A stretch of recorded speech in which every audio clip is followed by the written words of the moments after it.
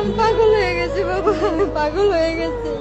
আমি কতজন জিজ্ঞেস করছি, কতজন তোমার ছবি দেখাইছি বাবা, সবাইকে তোমার ছবি দেখাইছি বাবা। আল্লাহ আল্লাহ তুমি সবাইকে রক্ষা করো, আল্লাহ আল্লাহ তুমি রক্ষা করো, আল্লাহ সব মায়ের মুখ তুমি পুরা করে দাও আল্লাহ। এই জুলাই মাসটা স্টুডেন্টের জন্য অভিশপ্ত একটা মাস। যখন এই জুলাই মাস আসে তখন স্টুডেন্টের মায়ের বুক খালি হওয়া শুরু করে। মাইলস্টোন স্কুল ছুটি হবে মিনিট 10 পরে, ফুলের মতো জীবনগুলো যাবে আপন ঘরে। বিধ্বস্ত সেই বিমানটি কেড়ে নিল তাজা ফুল, নিয়তির লেখা এমন নাকি পাইলটের ছিল ভুল। মাইলস্টোনের এই ঘটনাতে কাঁদলো পুরো দেশ, সন্তান হারা বাবা মার সব স্বপ্নই হলো শেষ। 1966 সালের বিমান, যার উৎপাদন বন্ধ হয়ে গেছে 2013 সালে, যেটা সারা বিশ্বের ফ্লাইং কফিন হিসাবে স্বীকৃত। এই টাইপের একটা ফাইটার প্লেন বাংলাদেশের এখন মেন ফাইটার। এইগুলো নিয়ে বিমান বাহিনীরা 2 দিন পর পর ভিডিও করে নিজেদের শক্তিমত্তা দেখায়। ঢাকার মতো একটা জনবহুল শহরে তারা এই বিমান নিয়ে প্রশিক্ষণ নেয়। এই বিমান নিয়ে যুদ্ধ করতে গেলে শত্রুকেও ধ্বংস করা লাগবে না, নিজেকে ধ্বংস করে ফেলবে। হাজার হাজার কোটি টাকা দিয়া আর্মির কনভেনশন হল বানায়, বিমান বাহিনীর কোয়ার্টার বানায়, কিন্তু MRCA এর বাজেট হয় না।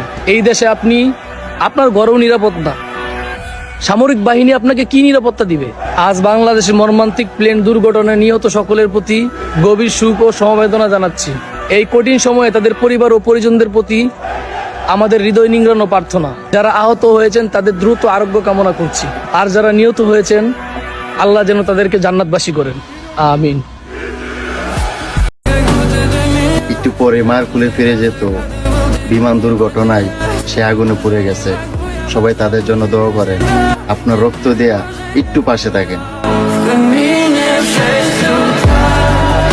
শিশুরা জানতোই না আজকে জীবনে তাদের শেষ দিন। বাবা মাও বুঝতে পারেনি আদরের সন্তানকে শেষবারের মতো ব্যাগটা গুছিয়ে দিচ্ছে। আকাশে ছিল রোদের আলোয় লুকানো অশ্রু বর্ষা, নেমে এলো এক চির বিদায়। আল্লাহ তুমি সবাইকে মাফ করে দাও এবং তাদের পরিবারকে ধৈর্য ধরা তৌফিক দান করুন। জুলাই কি তাহলে একটি অভিশপ্ত মাস হয়ে গেল? গত জুলাই কত ছাত্র প্রাণ দিল, এই জুলাইও কেড়ে নিল ফুলের মতো মাসুম প্রাণগুলো।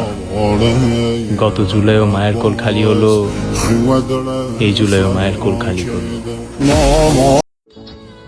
আজকে মাইলস্টোনে যে ঘটনা ঘটছে এতে আমরা সবাই শোকাহত, কিন্তু আমি বিশেষভাবে অনুরোধ রাখতেছি বাংলাদেশের হলুদ মিডিয়াগুলোর কাছে, দয়া করে এই সিচুয়েশনে এত ভিড়ের মাঝখানে যাইয়া আহত নিহতদের ফ্যামিলিদের কাছে উল্টা পাল্টা প্রশ্ন কইরা তাদেরকে বিভ্রান্ত করেন না, তাদের মনে আর কষ্ট বাড়ায়েন না।